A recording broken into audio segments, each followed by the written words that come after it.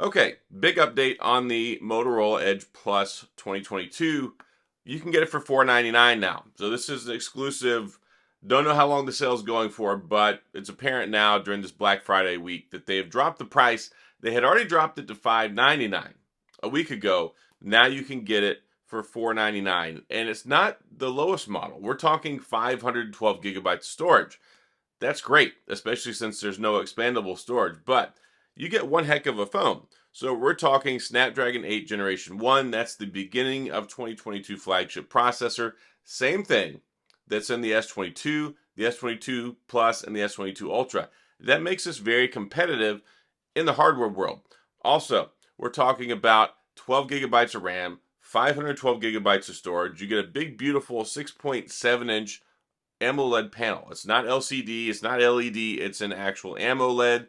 Brightness is pretty good on it. You get stereo speakers, you get wired charging, reverse wireless charging, Bluetooth 5.2, 4800 milliamp battery, which actually is rated at having better battery life than the S22 Plus by a small margin. But this phone, I think, is something that definitely considers looking at. Now, there are a lot of phones that are worth looking at right now during all the Black Friday pricing stuff. If you watch this later on down the road, I don't know what the pricing will be, but I can only imagine that it'll probably stay pretty competitive because once we get to the beginning of the year, likely we're going to see the Edge Plus 2023 at some point in time. This phone came out pretty early in the year. So, 1 year old, it's only gotten better. And with their operating system updates, they're saying at least 2 operating system updates, 3 years of security patches. The security patches are bi-monthly. So these guys right here, they don't rank exactly the highest when it comes to monthly updates and routine operating system updates. They get their operating system update a little bit later than everybody else. So this came with Android 12. It's going to get Android 13 and 14. So those are your guaranteed operating system updates, 3 years of security patches, which when you're talking about a $499 phone, I think that's fine. I was not impressed with this phone when it first came out. There was no way I was going to buy a Motorola phone, Motorola flagship phone for $999. That's asking a lot.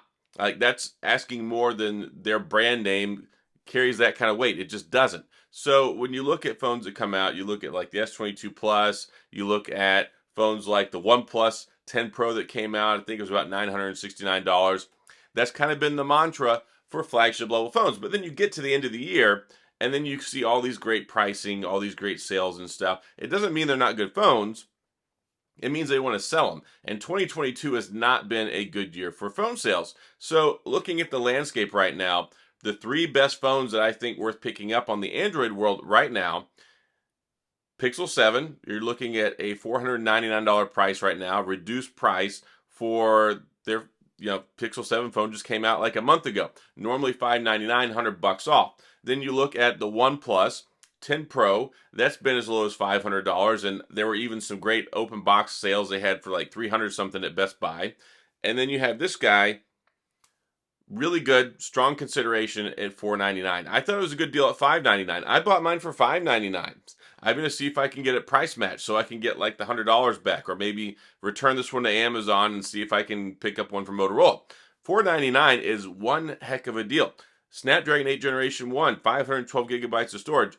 You can play all your AAA title games on here, and they're going to play pretty well and probably pretty darn fast because, well, top-notch processor. It's a 1080p plus screen. It's not Quad HD plus, so that means it doesn't have to work as hard to produce all the stuff on the screen. And you get the great refresh rate too. 144 hertz refresh rate. It's very tangible. Like, you can tell the difference. Whenever you're using it, it feels pretty darn good. It's super, super zippy. And if you don't think that it is, turn it off. Like, go into the settings and turn it to 60 hertz and then go turn it back to 144 hertz. You will be a believer like that. Super quick. And I use phones that have 120 hertz refresh rate all the time. This feels smoother, it feels zippier, and it really does give you a nice scrolling experience, a nice gaming experience, nice pretty much everything. So I think that they did a pretty good job. And even Android 12 runs pretty darn stable on here. I haven't been having problems with it. It's got NFC. You can do your wireless contact payments, Google Pay, all of that great stuff. I think it's a pretty good phone. And I've had an interesting relationship with Motorola phones. I really didn't want to give the Razr a chance this last year because it was so overpriced. But then I got one for a good price and I tested it out. It's a fantastic phone. I love the Razr 5G. I can't wait to get my hands on a Razr 2022 once it finally gets over here to the USA at some point in time.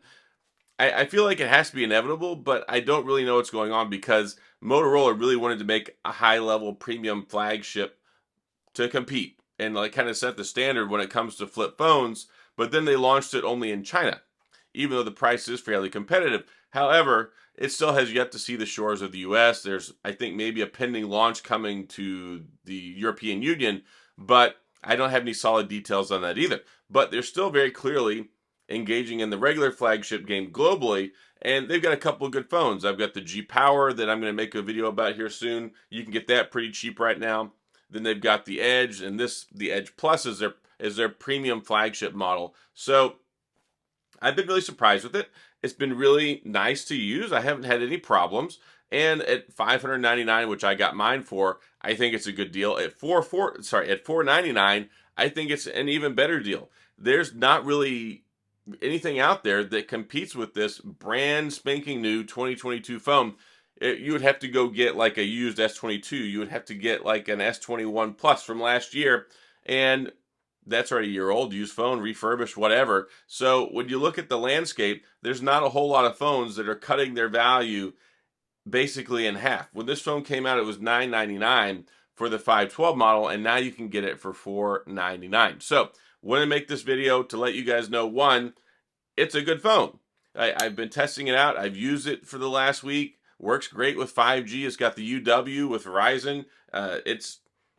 It's got great network compatibility for as far as using it with the unlock features. And I think it's got a pretty nice screen too. I've never been overly impressed when it comes to Motorola phones, but the last couple of years, they've been making some compelling stuff. Not so much that I would say go out and buy it on day one, but when you can get it 6 months later, 8 months later, 12 months later at such a reduced cost, and then you're still looking at a couple years of support, it makes it for a really credible offer for something that I think would be worthwhile for a lot of people picking up. And I know there's people out there who still like Motorola. I know there's still part of the Hello Moto gang that are still hanging around that like the phones. I know fundamentally it's not exactly the same as it's since before after they got picked up by Lenovo, but I think Lenovo's done a good job over the last year or two trying to get back to some of the core fundamentals and producing some decent phones and not just trying to abuse the Motorola name and make cheap crap. This actually is a well-made phone. It looks nice. It's got good hardware in it. And again, Snapdragon 8 Generation 1. I mean, we've had the 8 Plus Generation 1 come out since then, but that's only in later model phones that have come out later on this year, like the Z Flip 4 and the Z Fold 4. So, taking a look at it, if you want to get something that isn't going to break the bank, that really comes in at mid-tier pricing, but gives you a flagship phone level experience, then I think it's pretty good. Now, it doesn't have as good of a camera setup as you get with the iPhone 14 series or the S22 series or the Pixel series. It's not number 1, 2, 3, or 4 in the camera department, but you do get the two 50 megapixel cameras on the back, a 60 megapixel on the front. It's very capable of taking good photos, especially if you have good lighting. And if you have good lighting, any phone nowadays takes pretty darn good photos. So it will lose a little bit when it comes to the competition for low light photography and some of that stuff. But really, from a day-to-day perspective, you're going to get good photos out of it. And I also like that it has the fingerprint sensor built into the power button, which is really nice. So you just reach up and whenever you press the button with your thumb, it comes right on. Also, you have facial recognition. It has everything that you could really want in a phone. And at this price, I think it's a no-brainer. And if you've been sitting on the fence waiting to see if it's going to get lower and lower, well, this is a reward for your good patience and timing because $499 is a steal of a deal. And I've got a link for that directly in the description if you want to go get it there at Motorola. But that's all I've got in this video. Just want to do one more refresher, talk about it. $499. Man, that's a good deal. So that's all I've got. If you have any questions or comments, please go down in the comment section. I will get back with you. If you enjoyed the video, please hit the like and the subscribe button and the little notification bell if you want updates when new videos come out. And as always, thanks for being here. I appreciate you watching, and I'll see you guys next time.